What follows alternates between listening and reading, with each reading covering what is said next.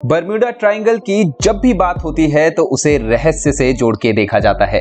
Atlantic महासागर में लगभग 5 लाख स्क्वायर माइल्स के त्रिकोणीय क्षेत्र को कवर करते हुए बर्म्यूडा ट्रायंगल के कोने फ्लोरिडा, बर्म्यूडा और प्यूर्टो रिको में हैं। हालांकि इस बात की कोई पुख्ता जानकारी नहीं है, लेकिन हैरत की बात यह है कि पिछले करीब 100 सालों में इसमें 75 हवाई जहाज और 100 से ज्यादा छोटे बड़े समुद्री जहाज समा चुके हैं और 1000 से ज्यादा लोगों की मौत हो चुकी है। इसका दूसरा नाम डेविल्स ट्रायंगल है। डेविल्स ट्रायंगल या बर्म्यूडा ट्रायंगल में हुई ज्यादातर घटनाएं अज्ञात और अस्पष्ट परिस्थितियों में हुई हैं। कुछ विमान और जहाज तो आज तक मिले ही नहीं। बर्म्यूडा ट्रायंगल के किस्से 100-200 नहीं बल्कि करीब 500 साल से भी ज्यादा पुराने हैं। इतिहास में जाएं तो बर्म्यूडा ट्रायंगल में होने वाली रहस्यमय घटनाओं का जिक्र सबसे पहली बार क्रिस्टोफर कोलंबस ने किया था। जब क्रिस्टोफर कोलंबस नई दुनिया की खोज में निकले तो उन्होंने ये रिपोर्ट किया कि जब वे इस एरिया से गुजर रहे थे तब उन्होंने एक विशाल आग के गोले को देखा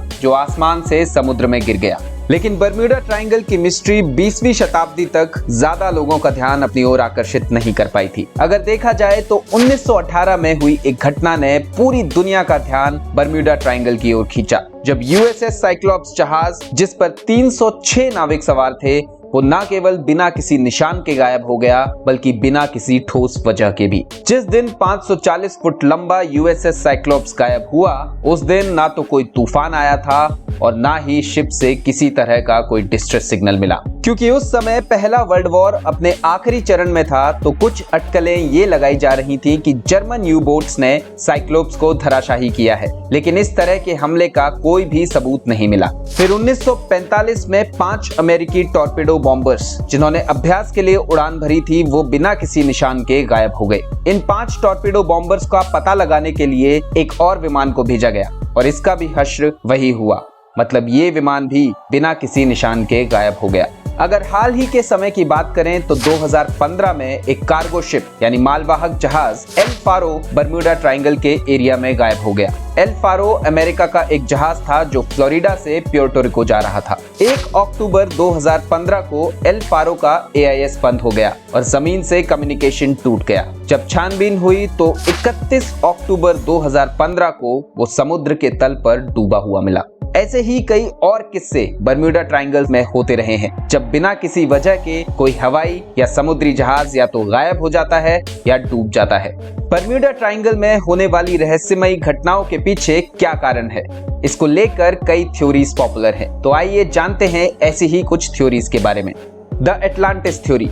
कुछ इन्वेस्टिगेटर्स का दावा है कि एटलांटिस का खोया शहर बर्म्यूडा ट्रायंगल की सीमाओं के भीतर है, जो डूबा हुआ है लेकिन अभी भी समुद्र के तल पर मौजूद है। जबकि कई थ्योरिस्ट्स ये मानते हैं कि एंशिएंट सिविलाइजेशन कई एडवांस टेक्नोलॉजीज का घर थी और उस समय के कुछ डिवाइसेस अभी भी सक्रिय हैं और इतने शक्तिशाली हैं कि बर्म्यूडा ट्रायंगल में आने वाले जहाजों और विमानों को भंवर में फंसाकर तहस नहस कर देते हैं। The UFO theory.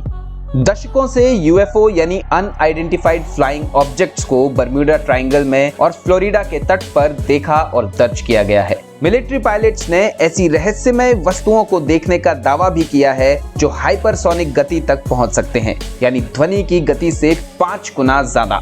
2014 में एक सुपर हॉर्नेट पायलट ने यह बताया कि वो एक ऐसी ही अनआइडेंटिफाइड ऑब्जेक्ट से लगभग टकराने वाला था। Electronic fog theory.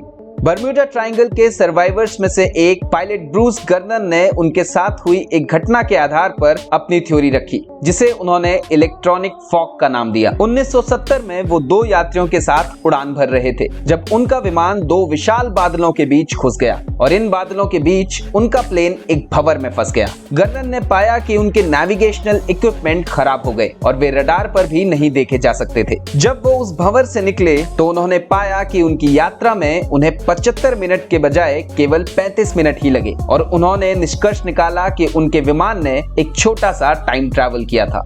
ये थ्योरीज काफी हद तक साइंस से परे हैं। हालांकि कुछ साइंटिफिक थ्योरीज भी हैं जो बर्म्यूडा ट्रायंगल के रहस्य की वजह बताती हैं। तो चलिए जानते हैं इन साइंटिफिक थ्योरीज के बारे में। Hexagonal cloud formation. मीटेरोलॉजिस्ट ने कुछ साल पहले ही विशाल हेक्सागोनल बादलों के निर्माण से संबंधित एक नई थ्योरी दी। Hexagonal clouds 170 miles per hour पर चलने वाली हवा को जन्म देते हैं, जिसे साइंटिस्ट एयर बॉम्ब्स कहते हैं। वैज्ञानिकों ने नासा के एक उपग्रह से इमेजरी का अध्ययन किया और निष्कर्ष निकाला कि इनमें से कुछ बादल 20 से 55 मील की दूरी तक पहुंचते हैं। इन हेक्सागोनल क्लाउड्स के अंदर की लहरें 45 फीट की ऊंचाई तक पहुंच सकती हैं। आमतौर पर बादलों के किनारे कभी भी सीधे नहीं होते, लेकिन इन हेक्सागोनल बादलों के किनारे बिल्कुल सीधे होते हैं। ये बादल आकाश से विमानों को एक तेज झटके में गिरा सकते हैं और इतनी ऊंची लहरें पैदा कर सकते हैं कि चंद मिनटों में समुद्री जहाज गायब हो जाएं। रोग वेव्स। समुद्री वैज्ञानिकों ने हाल ही में एक पुरानी थ्योरी को एक बार फिर दिया।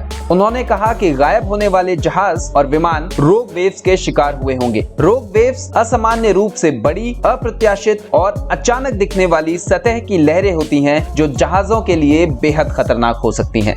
ये तो बात हो गई थ्योरीज की, पर क्या सच में बर्म्यूडा ट्रायंगल रहस्यों से भरी जगह है? क्या वहां सच में जो भी जाता है वापस नहीं आता? क्या वाकई बर्म्यूडा ट्रायंगल प्लेन्स और शिप्स के लिए एक खतरनाक जगह है? American agency National Oceanic and Atmospheric Administration इन सारी बातों को नहीं मानती। उनका कहना है कि इस बात का कोई सबूत नहीं है कि बर्म्यूडा ट्रायंगल में रहस्यमय ढंग से गायब होने की घटना समुद्र के किसी भी अन्य बड़े और समुद्री ट्रैफिक से भरे क्षेत्र की तुलना में ज्यादा फ्रीक्वेंसी के साथ होती है, और बोटर्स और फ्लायर्स बिना घटना के बर्म्यूडा ट्रायंगल को आज भी पार करते हैं। National Oceanic and Atmospheric administration की माने तो बर्म्यूडा ट्रायंगल का एनवायरनमेंट कई घटनाओं को एक्सप्लेन कर सकता है। अटलांटिक में आने वाले ज्यादातर ट्रॉपिकल स्टॉर्म्स और हरिकेन्स बर्म्यूडा ट्रायंगल के एरिया से गुजरते हैं, जो बहुत से शिप्स और प्लेन्स के गायब होने को एक्सप्लेन कर सकता है। साथ ही गल्फ स्ट्रीम मौसम में तीव्र परिवर्तन का कारण बन सकती है, और इसके अतिरिक्त कैरेबियन सागर में बड़ी संख्या में आइलैंड्स की वजह से इस एरिया में शैलो वाटर्स हैं, मतलब पानी की गहराई कम है, जो कि जहाजों के नेविगेशन के लिए बहुत खतरनाक हो सकती है। अब आप कहेंगे कि क्रिस्टोफर कोलंबस ने जो आग का गोला पानी में गिरते हुए देखा था, उसका क्या? तो इस पर भी साइंटिस्ट का कहना है कि वो एक मिटियोर था जो क्रिस्टोफर कोलंबस ने देखा था। तो ये थे बर्म्यूडा ट्रायंगल के रहस्य, थ्योरीज और सच्चाई। अगर आपको वीडियो पसंद आई तो लाइक, सब्सक्राइब, शेयर और कमेंट करना ना भूलें।